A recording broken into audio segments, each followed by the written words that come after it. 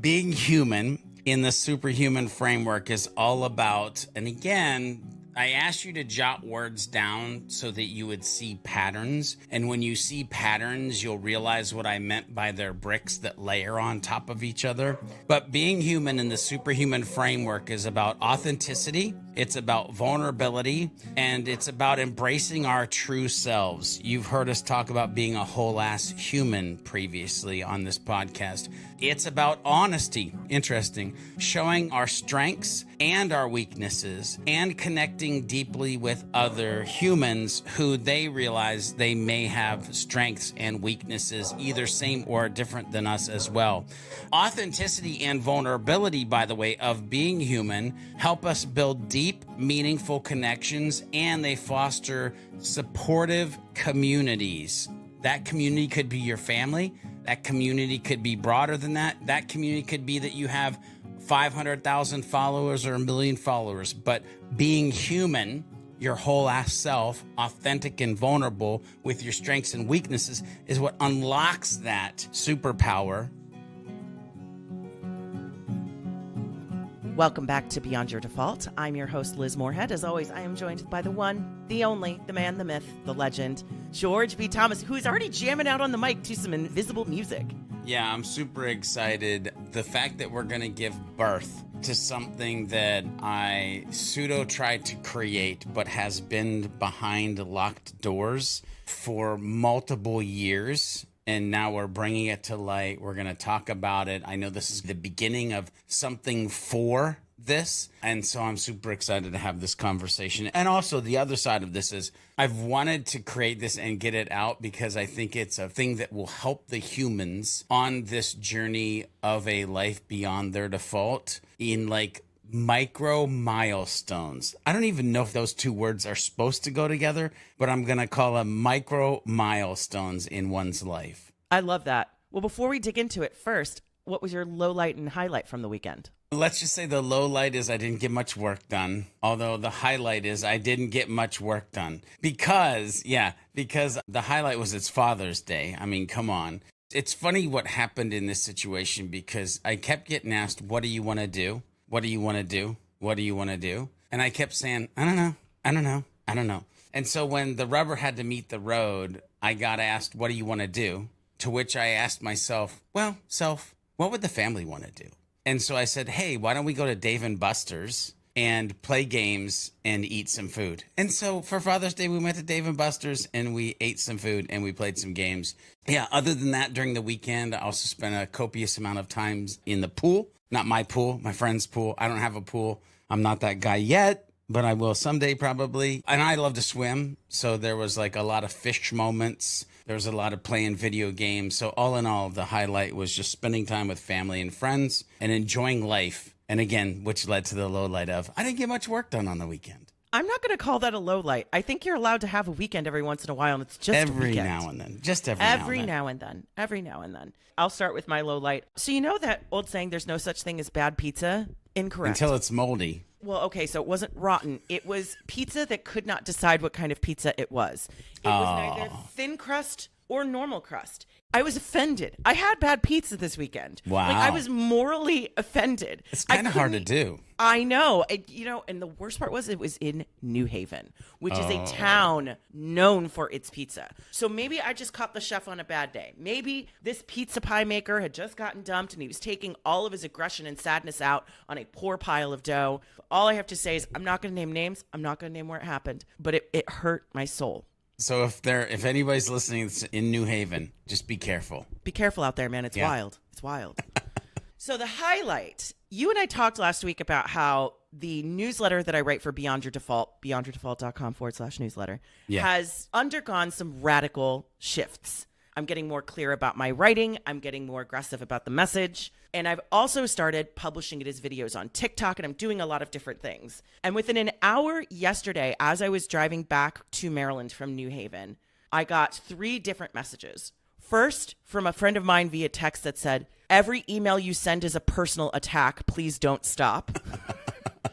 Then somebody wrote to me, this felt like watching a movie to me. Exactly what I needed to hear, and you are an extremely talented writer, and I hope to hear more of your writings in the future. And then another one. I came here to find out what the obscure movie trivia was. I also do obscure movie trivia. Yeah. And instead got a message from the universe that it has been begging me to hear. Thank you. Ooh, that's good. So it's one of those things where, as a writer, and you know this, George, as a content creator, when you're actually in the act of creating something that is really flowing out of you, it feels amazing. Yeah. But then when you actually send it out and you go back and either reread what you wrote or rewatch what you made, you're like, do I just sound like a crazy person? Or makes you want to vomit. You're like, all God, of that. Yeah, exactly. So it was just really nice. And I've been continuing to get like text messages from people. I woke up to an email this morning from someone that just said, ouch, that's a compliment.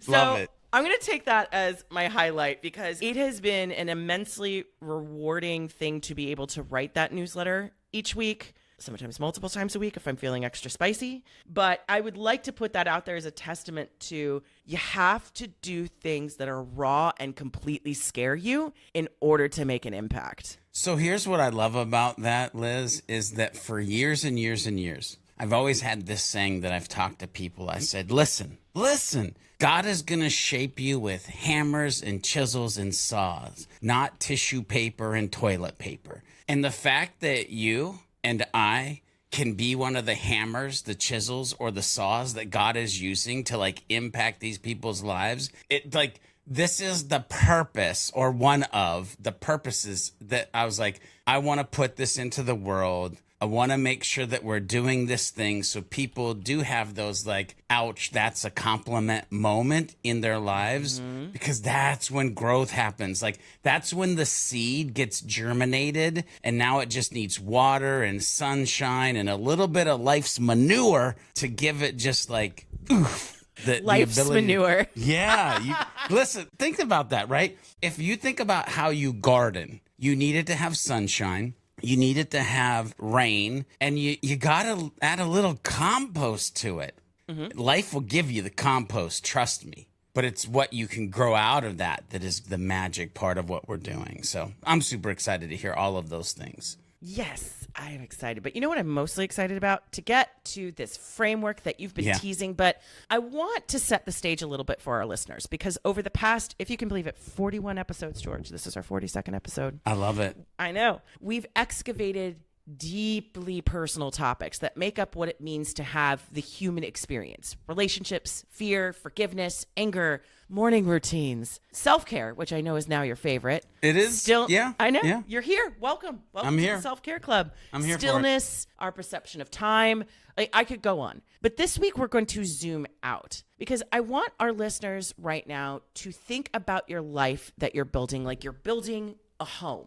And you have the ability and privilege to build and design this home in a way that is perfectly suited for you, which is much of the thesis behind the conversations we have, right? Whether we're talking about forgiveness or relationships, how those show up in our lives are completely unique to us. Right? Now, how I would design my house, George, is I would love to put in rich textures, exposed brick.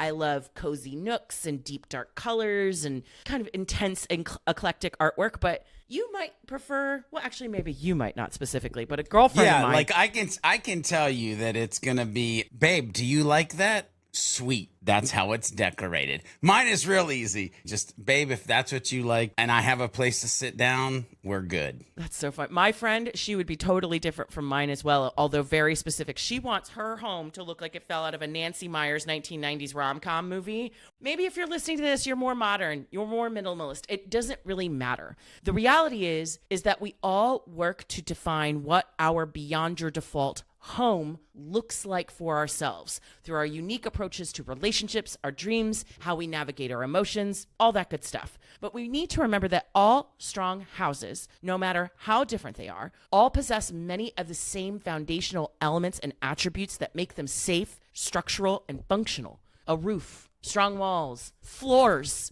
all of those really important elements, AC, plumbing, all of the things that take it from a slab of bricks and concrete and drywall to a functional place to live. So today, we're going to take a look at your Superhuman framework, the blueprints, the foundational elements, if you will, that will help all of us build our beyond your default house within life. So, Yeah. George, this framework is not new. I had such a blast digging through this document that you shared with me, but then I saw the date.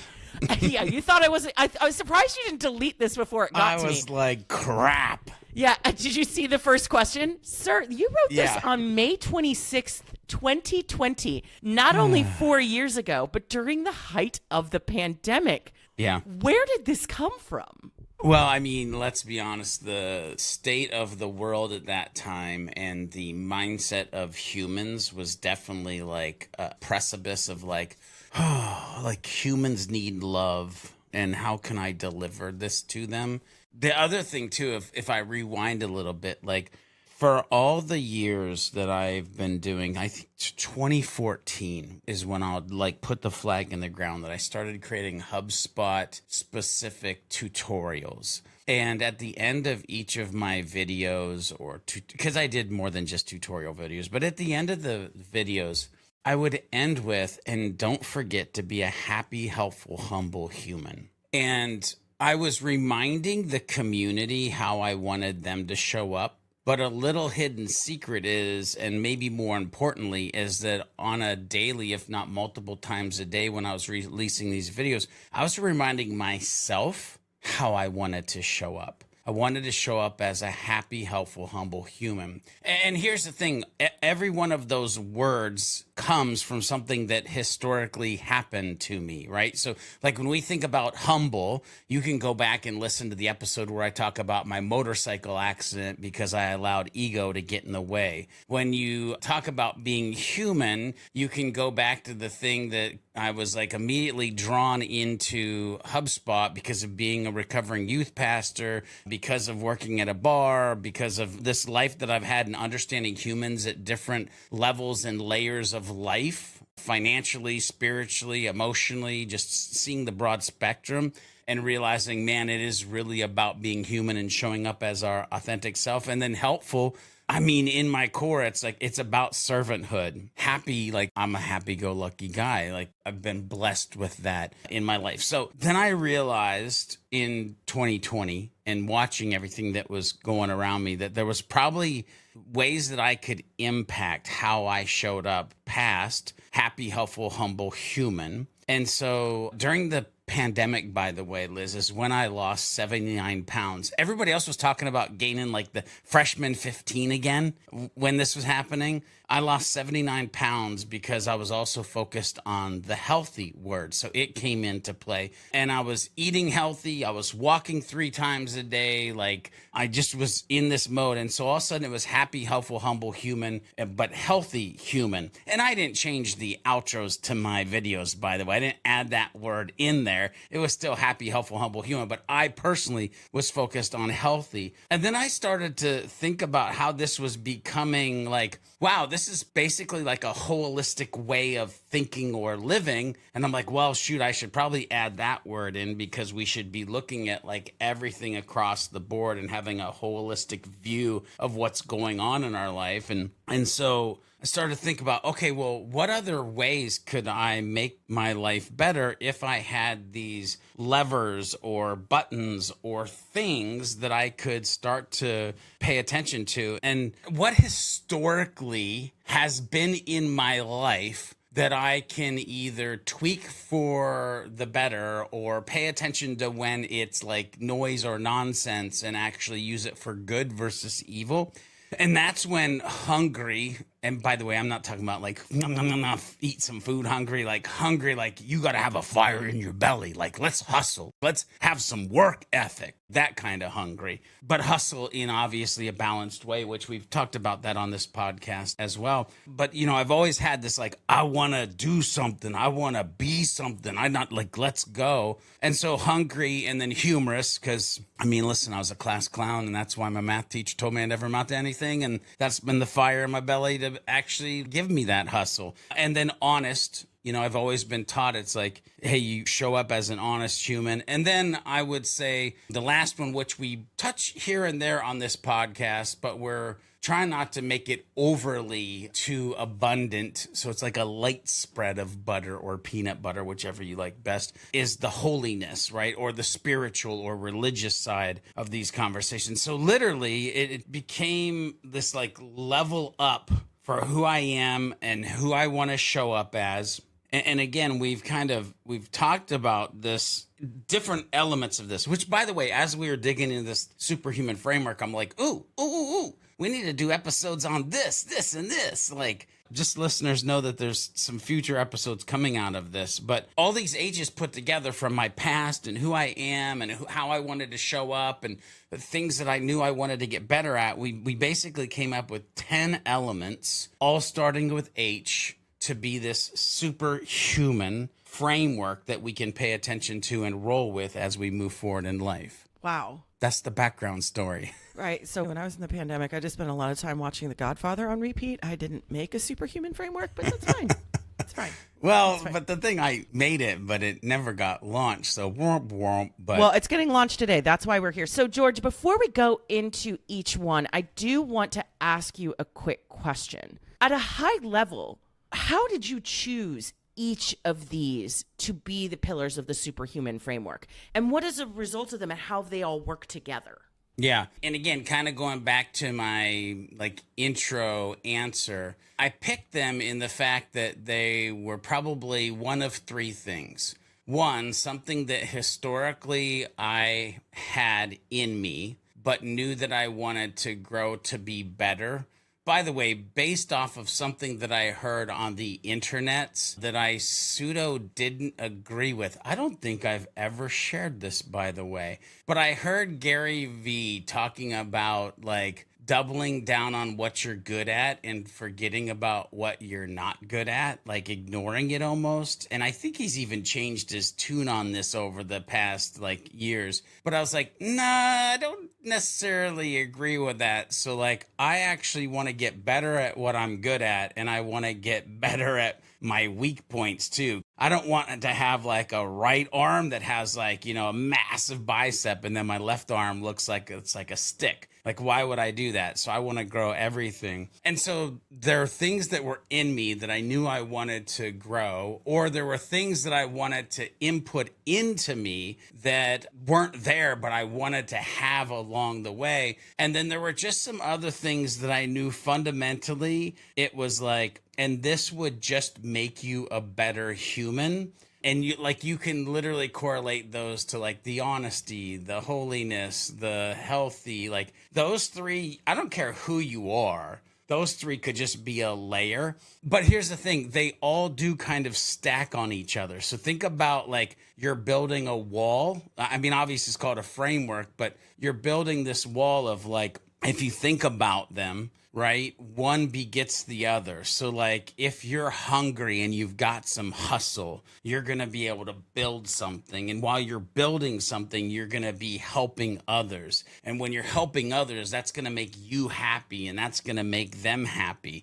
You're going to reach a place in life where you realize man, I'm humbled by where I'm at. And maybe I just should show up as a humble person because I'm a blessing bomber, because I've had this hustle that created this thing that helped people, that I'm happy. It's going to make life easier. You're going to be in a different place. You're actually going to be able to spend time on your health. You're probably going to be somewhat humorous or understand how to use humor, because as you built this thing that was helping people because you had that hustle, now all of a sudden you've built a community and relationships, and you've been doing communication. Now all of a sudden we've got enough of these where it's this holistic view.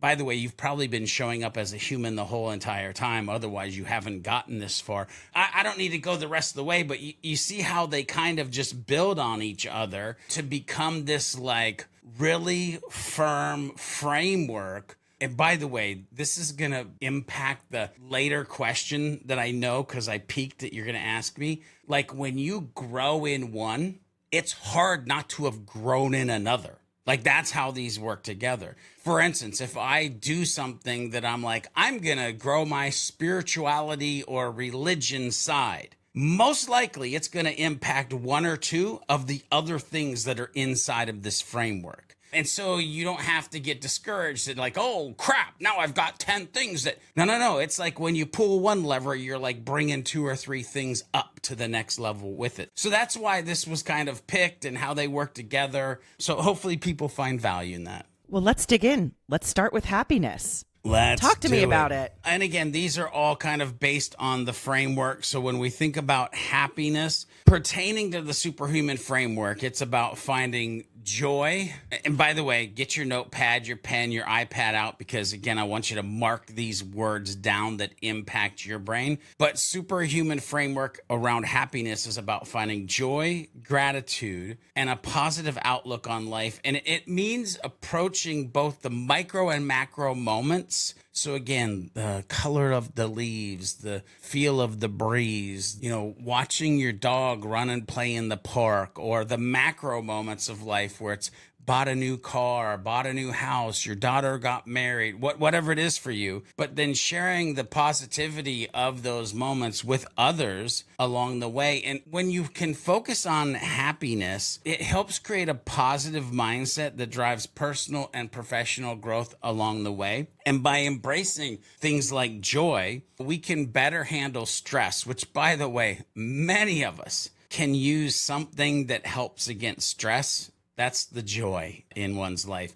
Overcome challenges, which I don't care how hard you try. There's always going to be new challenges that are going to come your way. And truly enjoy the achievements in our life and feel good about them and give them time to marinate and be there as these celebratory moments. So that's what I think about when it comes to happiness inside the framework.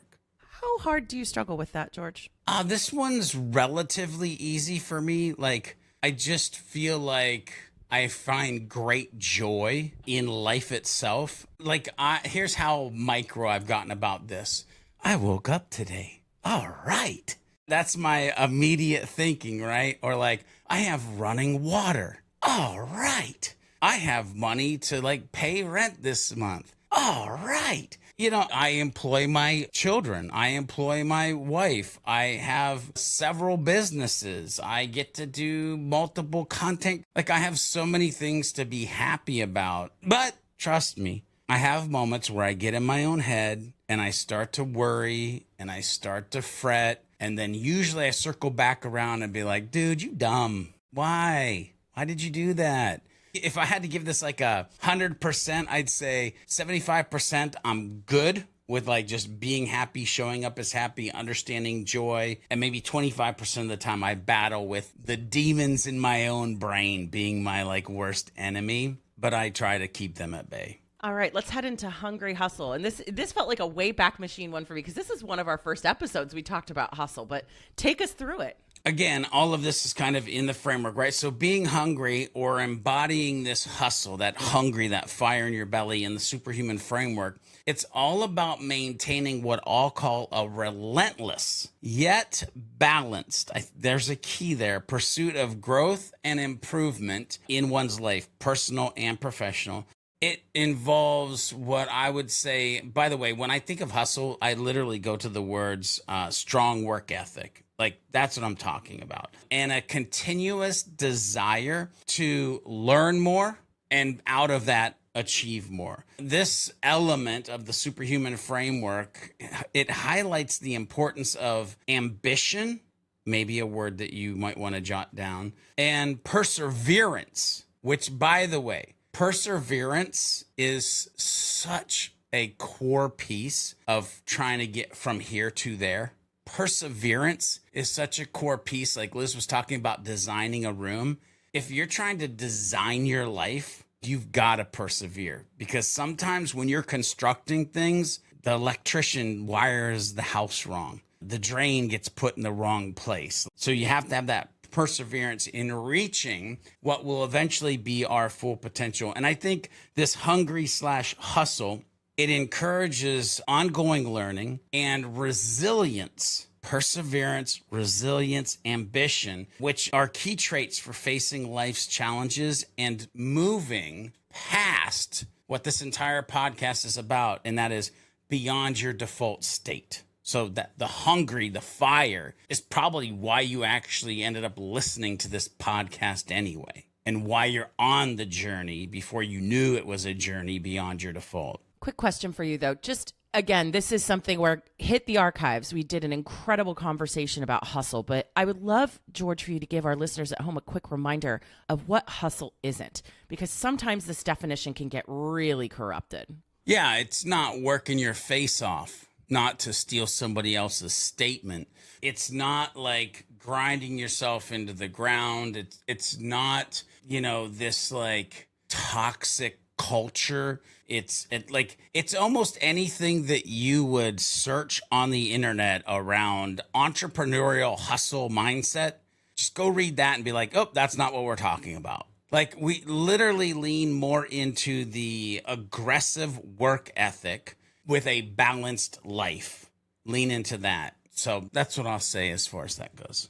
All right, George, what do we have next? Helpful. Whee! Woo-hoo! Yeah. So helpfulness in the Superhuman framework, it's characterized by having, and if you've listened to this podcast for any length of time, you've heard these words, but it's a servant's heart, a willingness to go the extra mile, and a focus on assisting others over yourself. It means being approachable. It means being vulnerable. And it means being generally interested in the other's well-being. Like the humans around you, literally caring how they are and where they're at. Being helpful fosters community, which, by the way, I've had people just say to me, like, your default state is community. Like, you don't even know you're building community, but you're building community. That literally ties back to the helpful and to the servant's heart. And so it fosters community and supports and strengthens relationships. Again, why do people say, man, it always feels like you're working with your friends, not your clients? Because it's relational, not transactional. Why? Because it's about being helpful and having a servant's heart, right? See how all of this kind of ties together. But the best part about being helpful is it positively impacts others. Hashtag the ripples, by the way. And it aligns with the value of serving and uplifting. I just need a hand up. I don't need a hand out. You've heard that on this podcast before. But it aligns with the value of serving and uplifting those around us. What's the difference between helpfulness and destructive self-sacrifice? Oh, well, I mean, it's in the title, I think, when you ask it, destructive, like... Right, but we don't always realize in the moment that that's what we're doing. Yeah, I think that, again, not to sound like a broken record, but in all of these, I think there might even be a little bit of a balance, right? There might be two sides of the coin or a yin to the yang. And so when I think about helpfulness, when I think of a servant's heart, it's coming from a place where you know that it's good for them, but you also know by doing good for them, it's good for you. Like, it's going to fill your cup as well. And I will say, to kind of answer your question, there should be a layer of like paying attention to, or, well, I'm struggling with this one, to be honest with you, because I'm thinking of me, right? I'm looking into my heart. And for some reason, my brain's going to like the first time that I got in a situation, it wouldn't matter. I would just help no matter what. But I would have this thing in the back of my head. If the same type of thing from the same human happened again, then there'd be a buffer. There'd be a difference. So some sort of paying attention to that you're not getting taken advantage of, or that it hasn't become destructive to you, or you haven't completely depleted your cup by giving. Like, again, it should be you're giving and serving because it's helping them and filling your cup at the same time. But again, I don't want to give a hard and fast rule of like, because to me, servant's heart, I'll use the word, it flows freely. Let's stick into humble and humility. Yep, God had to break me for me to learn this one. But humility in the Superhuman framework involves recognizing and valuing others, their contributions. It's the recognition of staying grounded I battle with this because sometimes you can ground yourself too much and actually suppress the awesome person that God created you to be. In keeping, though, I think a big one for this is an open mind when I think of being humble as well. It's about putting others before ourselves, and it's definitely about avoiding arrogance. It's a healthy understanding of ego. And we've talked about good ego, bad ego historically on the podcast, so you can go into the archives on that. But humility, I believe, is essential for if you're going for personal growth, true personal growth. There's a level of humility that is essential to be in there versus growth for egotistical or narcissistic reasons, especially if you're going to build strong, respectful relationships with humans based on the fact of your humility. And I think it helps us acknowledge our own limitations. And because when we can acknowledge our own limitations and see our own weaknesses, that helps us understand where we can focus our continuous improvement as we kind of journey down this road of personal growth. How do you keep yourself in this mindset? Because you and I have both shared on previous episodes how life, circumstance, God has done that lovely thing that he does to so many of us, which is like, okay, so just hold on. You're at a 15. We're going to need to bring you back down to a 6. But, this is one of those things where I feel like it's a kind of a constant practice. Yeah. How do you keep that? So for me, I think it might be easier than the normal human out there unless they have something that they can tie to. And again, for me, it was literally I let my head get too big. I was very much ego. I had a motorcycle accident. I broke my wrist. I couldn't pull up dislocated my shoulder. I couldn't pull up my own pants at 23, 24 years old. Anyway, I'll just never forget that day. I'll never forget the day when I couldn't pull up my own pants. I'll never forget the day that God had to break me to get my attention. And so whenever I feel myself getting close to the point that I once was of like the big head and the egotistical, like I transport myself back to that 24-year-old kid and I immediately deflate and like, nope. And I used to have some things, Liz, and I still kind of do this, although no names to be named. I get yelled at when I do this. Actually, there's multiple humans that do this to me. But I used to have this trigger where I'd be like, well, I'm just a guy. And I'm just a guy was my reset or my let the air out, right? Like, because usually people would be like, you're awesome at da-da-da. Or I wonder who could have challenged you on that. Yeah, you did this, da-da-da. And I'm like, I'm just a guy. And like literally when you did the intro today, like the man, the myth, the legend, like you always do, I viscerally wanted to be like, I'm just a guy. Like, George, that's because I'm here forever to be your hype man. You do realize that, right? Like God realized you did not have a hype man. You would never do it for yourself. So that is my job. And see, that kind of goes like with the question you had. It's like, I've learned to maybe not hype myself up, to keep myself humble. And then, because it really is truly about what they say, not what I say. So like if somebody feels like they want to stand up and say that thing. Now, the hard part about this is I have had to teach myself along the way to just accept it. I am good at that. Versus always like, and this is what I said kind of in the beginning of like pushing myself down too far by trying to stay humble to where I'm like degrading the awesomeness that God has created in me as kind of I've been through this journey of life. Well, that's how I always kind of try to remind myself of that, right? Like when I start putting myself down too much, like you and I talked about this last week and I shared it as part of my highlight. I really had to take my goals seriously and just start running with this gift that I have with writing. But first I had to acknowledge it was indeed a gift. Yep. And I had this image of God just hanging up in a cloud upstairs being like, this bleep down there is being like, I get being humble, but I gave you this for a reason. Will you get to work? Can we get over this now, please? I've never wondered until this point if God has a censor button up there. I would like to. Do you think he needs one? I don't know. Do you think he's the boss who's like, do what I say, not what I do? I'm going to set a bush on fire. Probably not. Probably not. I can set a bush on fire. Yeah. You cannot. That's a fire code violation. Yeah, anyway, exactly. Continuing. So speaking, well, this is kind of perfect. The next one is humor. It really is funny because because it's humorous. And I'm just telling you, that was so great. Like, if you just pause for a minute and just embrace what the frick happened. And I'm embracing it. That was beautiful. That's what we in the business call synergy. Yeah, it's amazing. So humor in the Superhuman framework adds this ability to have lightheartedness, adds fun to your life. Humor definitely helps build connections, relieve stress, helps you maintain a positive outlook.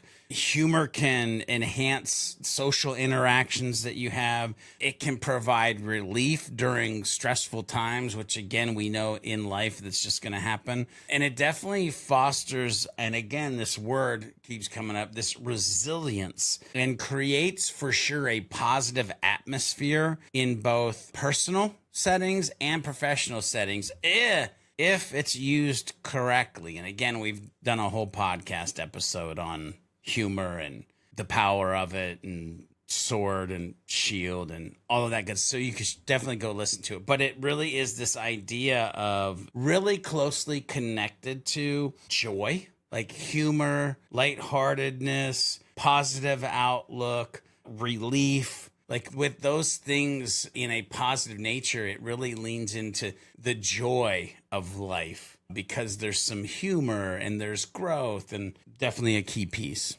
You know, humor was something that we talked about extensively last week. Extensively. That's the hyena energy episode. I would strongly urge everybody go listen to it.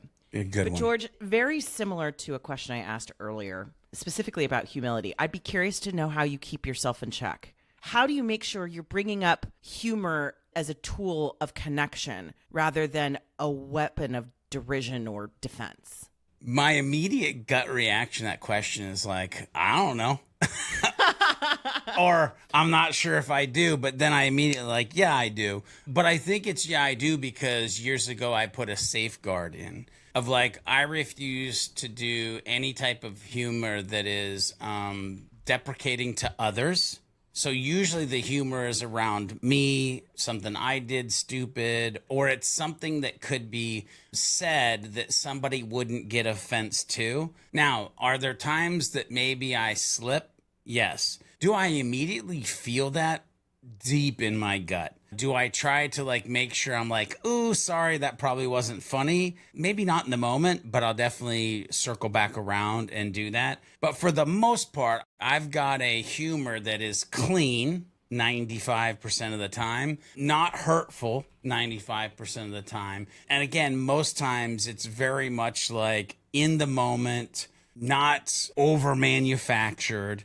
And so I think part of this, why it's hard for me to answer this question too, is humor is just one of my default states. I don't know if it's listed in the Bible as a gift. I give you the gift of humor, but it could literally be one of my gifts because some of the dumb stuff I've said from stages that were not in the original like scripting of what I wanted to talk about, I have no clue where they came from, but audiences freaking lose it. And so I'm like, I just feel like this is a gift. I relate to that deeply. One of the biggest laughs I ever got on a stage, it was at a conference. It was in front of about like 800 people. I don't know what possessed me to say it, George. I walked out on stage and everybody's like, yeah, so like, woo. I'm like, oh, this is so nice. People, it's quite a difference from just sitting here and workshopping material with my cat. And I don't know why everybody just started laughing. And then I just went, I'm not kidding. Because I was kidding. Because that's usually what I do. It's amazing. But that's what makes those moments so special. That's what makes those moments like humor could be such a beautiful thing when you are using it as a mechanism by which to bring sincere joy to others just for the sake of it. Well, and I think too, another thing you just hit on, which is funny, and again, very interesting into the next one that we're going into, but it was funny because it was honest. Yeah. You literally usually workshop content with your cat because we work remote. And so like, it was just funny because we're not alone. Other people do the same weird stuff we do. And so when you say something about yourself that comes from a place of honesty, like they find it humorous because all of a sudden they put your shoes and their shoes are in the same spot. Oh, yeah. Absolutely. That's what I always coach people. Like, don't be funny, just be yourself. People will start laughing naturally. Yeah. So yes, it does lead nicely though into the next one, which is honesty. Tell us about it, George. Honesty in the Superhuman framework is about being truthful, transparent, and authentic in all, or as many as you can, because perfection is, but in all interactions.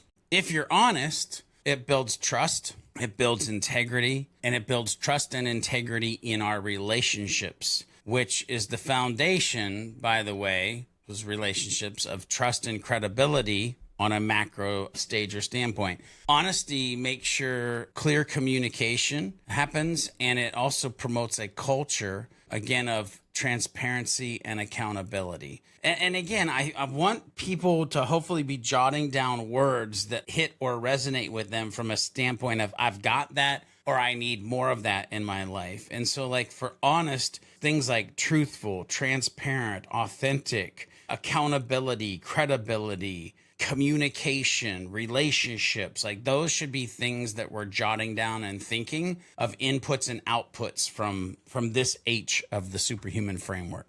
You know, as I was reflecting on the honesty piece, reading through the Superhuman framework, one of the things that struck me the most is that I think sometimes there are the very binary moments, right? Where it's like you're either being honest or you're being dishonest, and you look in the mirror and you know. But I think some of the times that this has been the most important lesson for me to learn, and the one that has been the most challenging for me to learn effectively, is the moments where I don't necessarily realizing I'm lying to myself. Does that make sense? Like there's a different type of honesty, I think, because there's the stuff we're talking about, like honesty, integrity, trustworthiness. But sometimes dishonesty will occur because you're not willing to be honest with yourself about the facts. Yeah. And I'd be curious to get your thoughts on that.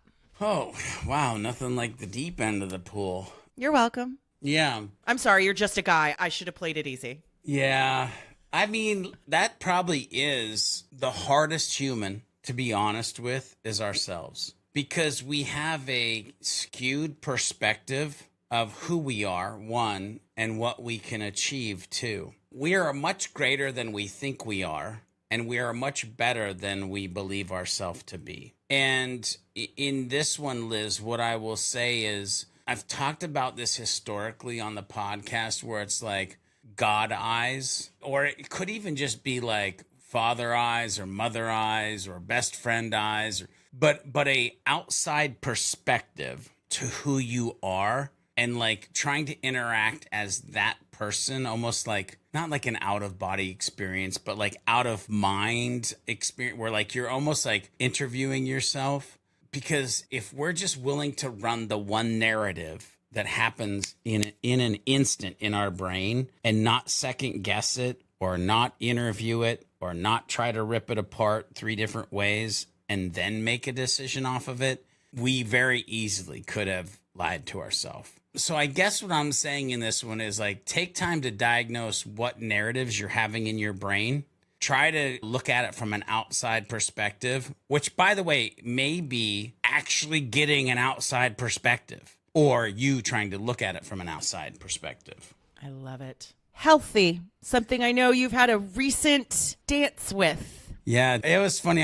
This weekend, I was sitting in the pool with a buddy. He said this to me. He said, yeah, so all the plans that I had, like the master plan to do this, out the window because something happened at his job. And I started laughing. And he's like, why are you laughing? I go, dude, I know you probably don't listen to my podcast because we're friends and stuff, but like 2 episodes ago, the title was George Had a Plan Until He Didn't. And he started laughing because it was just so aligned as this. And that is the episode where we talk about health and me being in the hospital for 3.5 days, which, by the way, Liz, I have had time to reflect and think. 6 years ago, when I had my like scoot down the stairs and EMS took me off and I was like, I don't have time for this. I got a meeting in 10 minutes. I was in the hospital for 3.5 days. This time I was in the hospital for 3.5 days. I sit here and I go, coincidence? I think not. That's always my favorite thing where it's like, you didn't learn the lesson the first time. So we're going to come back here and we're going to do it again. Yep. And I literally am like, oh, crap. like we've been here. So you have to pay attention to your health. So health in the Superhuman framework, this includes physical, mental, and emotional well-being. So we're talking across the board. I would maybe even add in spiritual healthiness, but it means caring for your body, your mind, your spirit, so that you can live a balanced life. This one literally helps, by the way, on all the conversations that we've had previous and we'll have after this around like the yin and the yang, the good and the bad, the like, did it go too far or was it enough? If you're focused on healthy inside of physical, mental, spiritual, emotional, and that balance, it's almost like healthy is the great equalizer to like the other framework elements in the Superhuman framework. And so a healthy lifestyle is obviously very crucial for sustained energy. By the way, has anybody heard the word resilience on this episode yet? But it's resilience and your well-being as a human. It supports everybody's ability to pursue our goals and handle challenges effectively. Listen, if you're not focused on healthy, you're going to burn out. And you can either burn out and get the opportunity to rejuvenate and start again, or you can burn out, which means you done. Race is over.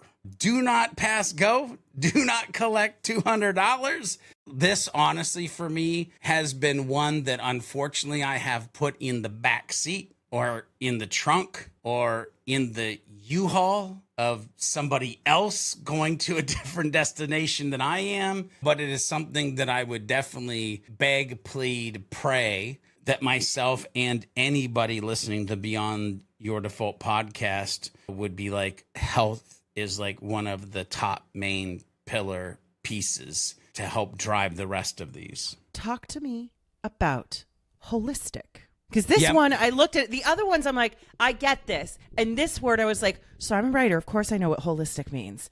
But sir, illuminate. Yeah. Well, we almost, like one of the things we may end up doing in the future is we may layer these, because I don't know if these right now are layered in the level of importance or the level in which one should think of them. Again, I would maybe put healthy at the top, right? As we're going through this. Holistic might be the one that would be at the end. Because when I think of holistic approach in it, just like I talked about healthy being a great equalizer, I think healthy and then holistic is maybe they're both part of the same compass, if you will, to help us navigate in the right direction. But a holistic approach in the Superhuman framework considers all aspects of well-being, again, including physical, mental, emotional, and spiritual health. It's about balance and harmony in all areas of life, or it could be better stated in the other 9 elements of the Superhuman framework. And so holistic well-being makes sure that all parts of our lives are aligned and balanced, leading to greater fulfillment. And healthy, I said, it was the great equalizer. Holistic is the great stabilizer, because it creates stability in your life when you're firing on all 8 cylinders, holistic, instead of only firing on 6 out of 8. You can get down the road in a more optimized way, faster way. And so, yeah, healthy equalizer, holistic stabilizer of kind of the rest of these framework pieces. You know what I really love about that one? Because the reason why I struggled with it at first, I'll admit I had an initial self-care reaction. I initially had a self-care reaction because I think holistic is a word that gets thrown out a lot. It's kind of like placeholder language to basically say, look at a bunch of stuff and make sure you look at all of it and not just like a few things. You know what I mean? Right. And so I think what's happened though is that it's kind of like how marketers have ruined the idea of authenticity. Hear authenticity, you're just like, I don't want to talk about it. I don't want to hear about it, even though that is what I preach, specifically in my job. Holistic has become somewhat similar in that everything's holistic. In our ecosystem, but hopefully not in life in general. I hope so. Yeah. All right. We're coming down the home stretch, second to last one. Yeah. It's going to be weird to hear you say this word without the usual effect that we have on the other podcasts that we do. Yeah, on Hub Heroes. It is weird not going to be doing something like human. Yeah. I was really hoping you'd do that. Okay. Yeah, Take us through human. Take us through human. Yeah. So being human in the superhuman framework is all about, and again, I asked you to jot words down so that you would see patterns. And when you see patterns, you'll realize what I meant by their bricks that layer on top of each other. But being human in the superhuman framework is about authenticity. It's about vulnerability, and it's about embracing our true selves. You've heard us talk about being a whole ass human previously on this podcast. It's about honesty. Interesting. Showing up or showing our strengths and our weaknesses and connecting deeply with other humans who they realize they may have strengths and weaknesses, either same or different than us as well. Authenticity and vulnerability, by the way, of being human help us build deep, meaningful connections, and they foster supportive communities. That community could be your family. That community could be broader than that. That community could be that you have 500,000 followers or 1 million followers. But being human, your whole ass self, authentic and vulnerable with your strengths and weaknesses is what unlocks that superpower. Authenticity and vulnerability encourage, by the way, this is so crucial, self-acceptance and genuine relationships with you as a human and other humans that you journey through life with. Why do you think it's so easy to forget our humanity? Because many times we hide from who we are. Many times we maybe are even ashamed of who we are. Many times we feel like we weren't created right. Why do I have a big nose? Why do I have big ears? Why am I balding at 24? We're so focused on the exterior, or we're so focused on, but you don't see me at my worst, or we're so focused on like, when I'm alone, this is how I think. Again, we don't have those God eyes. We don't have the perspective of others. And so we get into this like downward spiral and we forget to tell ourselves how awesome we are. I mean, Liz, literally on my whiteboard behind me, it literally says, because I think it's important that I read a couple of these. The top line of my whiteboard says, God created me to be awesome! Exclamation mark, be awesome. Then it says, build the life you want to live. By the way, when you were talking about like decorating your home, I was thinking like you got to build the life that you want first. The fourth line, it literally says, it's yours to design. So build the life you want to live. It's yours to design. God created me to be awesome. Be awesome. And then the third line in there says, I've come a long way since 2013. This is another answer, by the way, to your question is many humans don't take the time to stop on the journey up the mountain, to turn around, to look back on how far they came, because they are so focused on the last line that is on my whiteboard, which says in big, all capital letters. And if that's not enough, an exclamation mark, get to the top. And so this idea of reflection, this idea of building, this idea of becoming or journeying, in our case, creating a life beyond your default, we lose that because we don't focus on who we truly are, who we can become, how far we've gotten. Because we're just in that moment at 2 o'clock looking at TikTok or in our own brain going, bleh. I have to be honest. The only follow-up I have to that one is that when you said, be awesome, and you kept saying it over and over again, it reminded me of that quote, be yourself, except when you can be Batman, then be Batman. I love it. I am Batman. We got one more. Yeah. We've got one more. Talk to me about it, because this was a late addition. So I want you to explain what it is, but I'm coming for you about why this wasn't originally on the list and how it finally ended up on there, because I was flummoxed, aghast that it wasn't there. Yeah. Okay. I'll say what it is first, even though I really want to just go in and answer. I know. I want to answer it. But okay. So the last one is holiness. And so holiness in the superhuman framework involves seeking spiritual growth. Notice I didn't say religious growth. I said involves seeking spiritual growth and a deeper connection to our beliefs. It's about striving for a higher purpose and living a life aligned with our spiritual values. Again, I asked you to have a notepad out, right? So seeking striving, purpose, values. Like spiritual growth provides a sense of purpose and deeper meaning in life.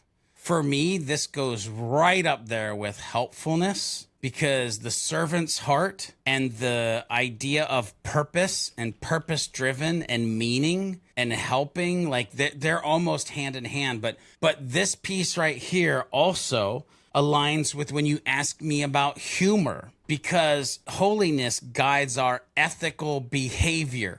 It doesn't allow us, or it helps us not cross a line, and it supports inner peace. So it also ties to happiness and joy that we talked about earlier, and fulfillment, which when I think about fulfillment, it is literally the fuel for the journey that I'm actually on. That's my thought on how holiness and why holiness made it here. So you know what I'm going to ask you, George, because you know what it is. Talk. One, I don't want to ever offend anybody. And so I've been real careful with this podcast to have it be about personal growth, but not hitting people over the forehead with a 2x4 of my own spiritual or religious beliefs. However, this has always silently been in who I am. I mean, I'm a recovering youth pastor. I went to college for 3 years to actually know how to be a pastor, and have preached from the pulpit, have buried humans, have married humans. Like, people think of me as the HubSpot guy. I had a life before HubSpot, but it's not about me. It's about them. And here's the thing. I started thinking about this framework and the fact that we're going to actually give birth to it. And how dare I not have this be in there when it has been such a crucial part of me believing in myself, me building a framework around how I wanted to show up, who I wanted to be, the belief in who I could become, the eyes in which I were being looked at, the love in which I was given. So while I don't want to offend anybody, I also don't want to leave out the seed that could be planted by simply having this be part of a framework that they can choose to plug in or not. But at least for who I am, it's going to be there. I also think to some degree, and I say this as someone who, you know, we literally schedule human time, because even though we talk to each other constantly, we still have to go. So this is the time we only talk as human beings and not as work people, right? Yep. But, you know, you and I have talked privately about, you know, I spent many years wrestling with my faith. I have since reconnected to it in a very big way, which has been really fruitful and illuminating. But I think when we talk about spirituality, when we talk about this concept of holiness, I think sometimes people forget, like, you define that for you. Yep. And in many ways, spirituality can be quite secular depending on what your belief structure is. You may simply be someone who believes in a balance, whether or not that's spiritual karma or just a more secular version of doing good to get good. Doing bad begets bad, right? You can, when you think about how, quote unquote, holiness applies to you, you could be guided by your internal instinct, your gut, your set of values, your set of morals and principles. You are the great determinant of where those come from. For some of us, it is a more defined faith.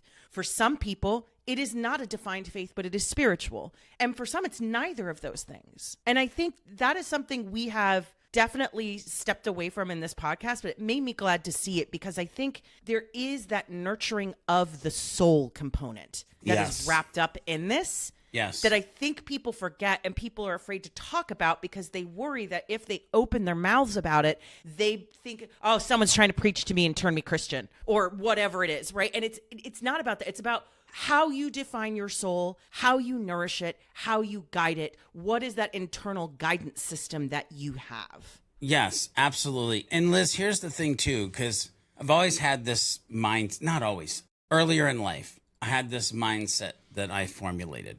I had a journey in my life where I didn't grow up spiritual or religious. I I kind of knew about, 10, 11, 12 by going and visiting my grandparents, what church was and what that meant. And then when we moved, when I was about 14, I got really deep into like going to church because some of our neighbors, like he was a deacon and they were just awesome and they would take me and then I fell away because I joined the Navy and kind of did that thing. And at one point in my life, I thought Christians were the most hypocritical people that I ever met in my life. And another part of my life, I'm actually a youth pastor, associate pastor at a church.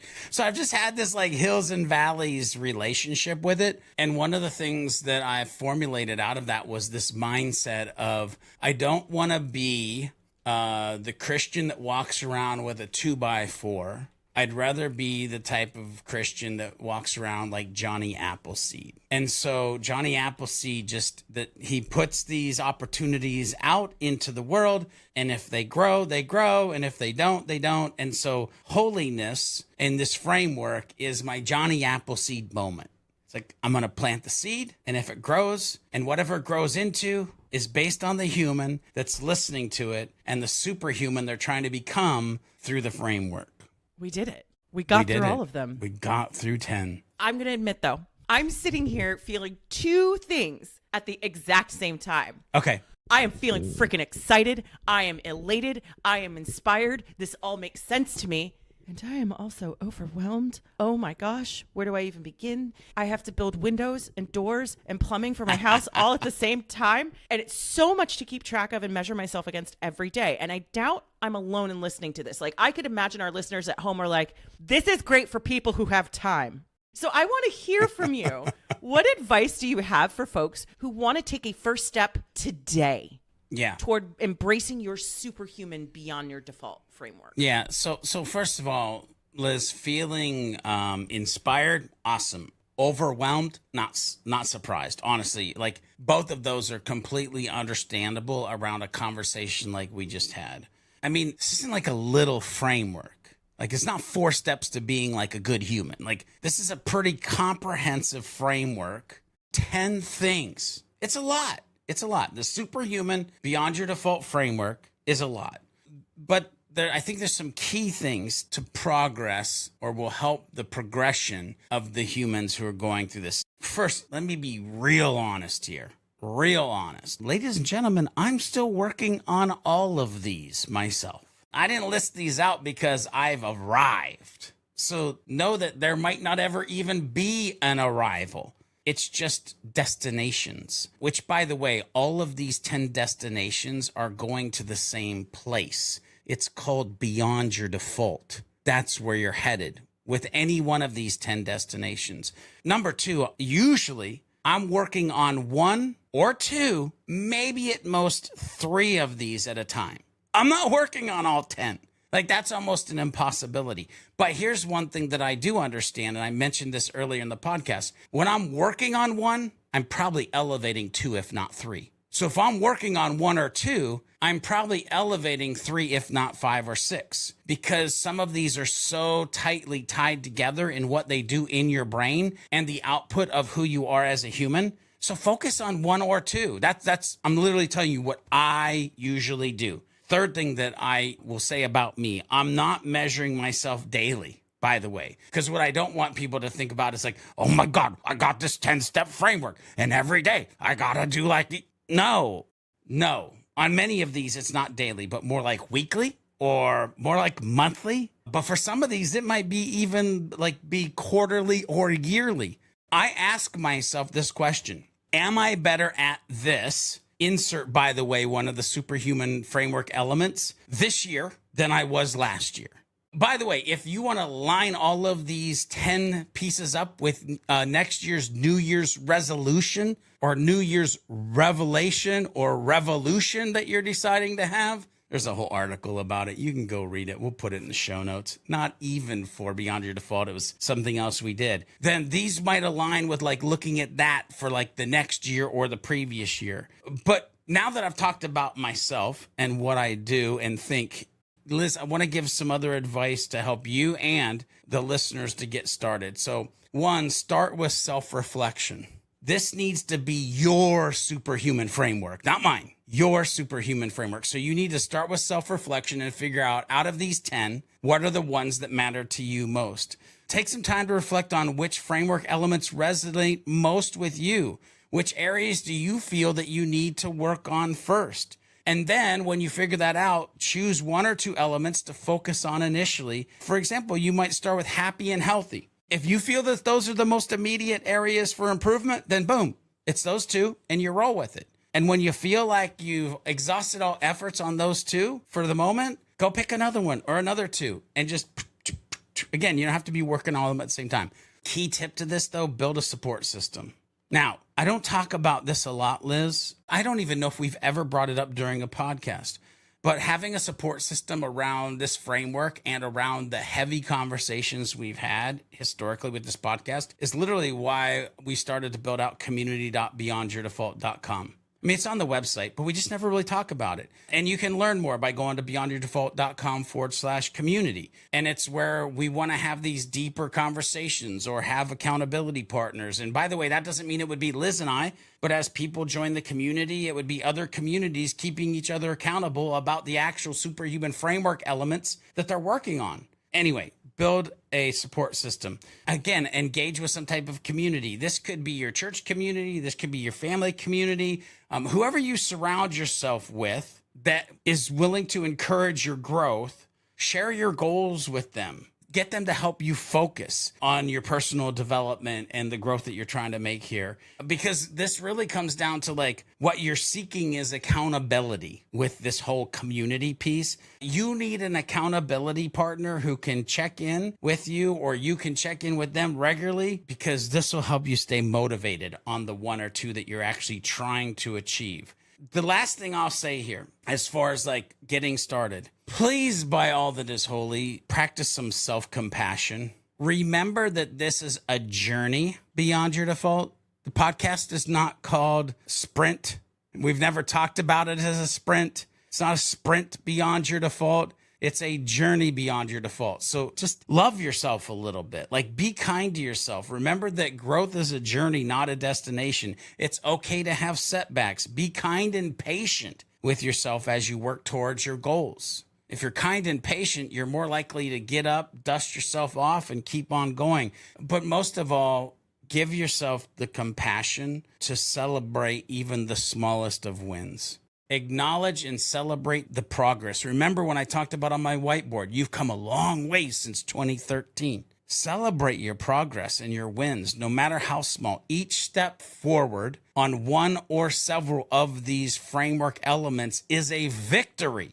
And you have to have a victory mindset. If you have issues with that, go check out the episode where we did victor versus victim mindset if you have an issue with that. But it's about not necessarily creating a daily habit. It might be daily for some, but think of more of this like a daily, weekly, monthly, and potentially yearly check-in.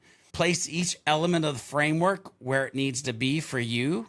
Have some time to measure it. Have habits. Have routines. Schedule time for growth. Here's the one that I love about this. Listen, if you dedicated a specific time in your day to activities related to your chosen element or elements, for instance, if you're working on happiness and you set aside 15 minutes each morning, super easy, by the way, 15 minutes isn't anything. You realize that that's an hour and 45 minutes a week? You realize what that multiplies into depending on the month and the days and how many weeks are in a month? Do you realize what that turns into in a year? The amount of time that you would be spending on actually being happy or a happier human, that is huge. Listen, at the end of the day, like I asked myself, ask yourself the question, am I better at this or these? Again, insert your own superhuman elements than I was last week, last month, last year. And guess what? If you say yes to any of them, well, ladies and gentlemen, you're well on your way to becoming superhuman using the superhuman framework. And rest assured, you're crushing it in so many ways in life while traveling down the road of a life on this journey for what we're all trying to gain, where we're all trying to go, the 10 roads this framework heads to, that big old city, a life beyond your default.